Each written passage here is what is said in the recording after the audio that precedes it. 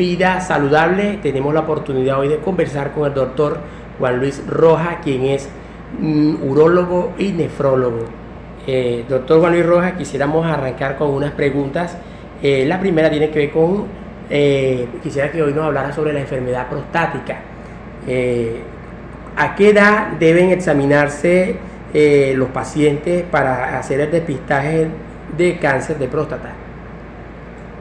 Mira, licenciado Moisés, es una pregunta muy importante porque los hombres, a partir de los 45, 50 años deben comenzar a examinarse ya la próstata, y mucho más antes, por ejemplo a los 40 años, si es una persona, si es un hombre que tiene familiares, como por ejemplo el papá, un hermano con cáncer de próstata, porque uno de los aspectos, de los factores más importantes para la aparición del cáncer de próstata es el antecedente familiar hereditario.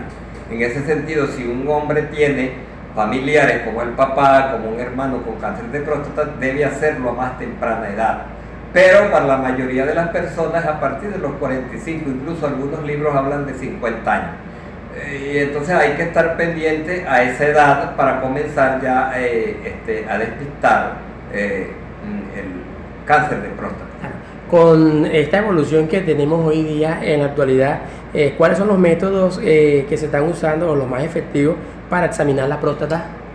Una pregunta muy importante, porque los pacientes cuando asisten a mi consulta me dicen: doctor, ¿y es verdad que solo con el examen de sangre nos despistamos? O otros dicen que el tacto. No, mira, el examen de sangre, que es el PSA, el antígeno prostático específico, nos hace, digamos, un descarte con seguridad de un 70%. Uno le puede asegurar al hombre que hay 70% de posibilidad de que no tenga cáncer, pero cuando le adicionamos o le sumamos el tacto rectal, allí nosotros le podemos asegurar al hombre que en más del 90% de posibilidad de que no tiene cáncer. Por lo tanto, se le hace tanto el examen de sangre con el antígeno prostático y también se le hace el tacto rectal. Por lo tanto, las dos cosas son, digamos, sumatorias, son, digamos, dan una fortaleza cuando se hacen las dos al mismo tiempo, de que hay una seguridad de más del 90% de que la persona no tenga cáncer de próstata. Una vez que se hagan ese examen, si la próstata está enferma, ¿cómo se debe comenzar a tratar? Bueno, depende, porque cuando tú hablas de enfermedad, tú sabes que la próstata tiene dos formas de enfermedad. Una es la hiperplasia prostática, que es el crecimiento que tiene el hombre mayor a partir de los 40 años, que es, digamos, un crecimiento irregular que va a causar obstrucción prostática al final. Y también tenemos el cáncer de próstata. Por lo tanto, si tú me hablas de cáncer de próstata, pues nosotros tenemos que comenzar, si le aparece el cáncer de próstata, ya sea, eso lo hacemos nosotros, tanto por cuando hacemos el tacto, como te digo, sospechamos, porque al palpar la próstata aparecen unos nódulos, aparece endurecida, no lo normal como tiene que ser, y nosotros le mandamos a hacer una biopsia. Le tomamos una biopsia, eso lo hace también el urólogo, la mandamos a analizar con el médico anatomopatólogo, y el cual nos va, digamos, a concluir con una respuesta. Nos va a decir el tipo de cáncer que tiene, en qué grado lo tiene, y de acuerdo al grado del cáncer que tenga el hombre, nosotros vamos a tener una conducta de tratamiento. ¿Cómo hacemos para prevenir la enfermedad de próstata? Mira, la enfermedad en sí, por ejemplo, el crecimiento benigno, que no es cáncer, no hay forma de prevenirlo. Eso más bien tú sabes que tiene un antecedente familiar. Hay hombres que pueden tener incluso 90 y tantos años y tú nunca has visto que tienen ninguna patología o que no tienen ninguna sintomatología. Pero desde el punto de vista del cáncer de próstata sí hay algunas cuestiones que podemos tener en cuenta para prevenir. Por ejemplo, se dice que los asiáticos y la gente digamos de esas partes como China, Japón, Corea, etcétera, etcétera, sufren menos de cáncer de próstata según estudios que se han hecho, porque ellos tienen un tipo de alimentación.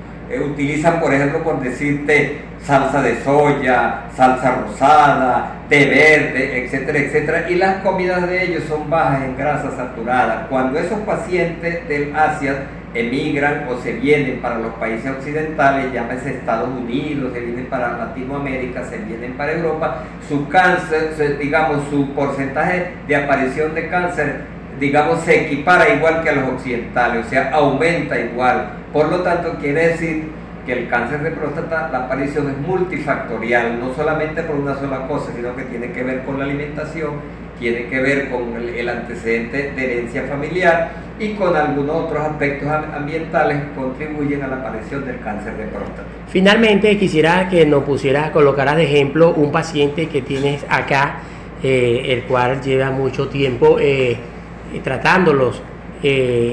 ¿Cuál es ese paciente? Mira, aquí tenemos, fíjate, un ejemplo. Este es un paciente mío, don Pedro Aquino, que él gentilmente pues se dio para dar el ejemplo. Don Pedro Aquino es un ejemplo vivo de lo que debe hacer la persona con la aparición del cáncer de próstata. Don Pedro Aquino tiene más de 20 años con el cáncer de próstata, pero ¿qué pasa con don Pedro? Que don Pedro ha sido cumplidor, don Pedro ha estado pendiente todo el tiempo de tomarse su pastilla al día y de acudir a los servicios de urología para que se controle su patología, colocándose una ampolla que se puede ser cada mes o que puede ser cada 3 meses. Don Pedro ha estado pero al día, fíjate, por ejemplo, hoy esto que estamos haciendo es improvisado. Por ejemplo, hoy don Pedro acudió para que yo le haga la firma de su récipe y de su planilla para retirar su tableta allá en el seguro, y don Pedro se controla su enfermedad, y por eso te digo que es un ejemplo vivo de paciente cumplidor con su tratamiento y de larga vida, porque hay algunos pacientes que cuando uno les habla de cáncer de próstata se deprimen, se echan a morir, dicen ya no tengo más vida. Tú sabes que la palabra cáncer, licenciado Querales, ya esa es una palabra para las personas mortales, pero hay otros que la toman muy en serio. Don Pedro no solamente lo examiné yo, sino que él se examinó por allá en Caracas y su urólogo le dijo: mire, si usted cumple con su tratamiento como debe ser, usted va a durar más de 10 años. Resulta que don Pedro ya tiene más de 20 años con el cáncer de próstata, cumpliendo al día, alimentándose bien. Por supuesto necesita también el apoyo familiar, eso es importante, y don Pedro, gracias al Señor, lo tiene. Y bueno, y por eso este es un ejemplo vivo de un señor de 86 años que tiene más de 20 años con el cáncer de próstata, eso sí, cumpliendo al día con su tratamiento.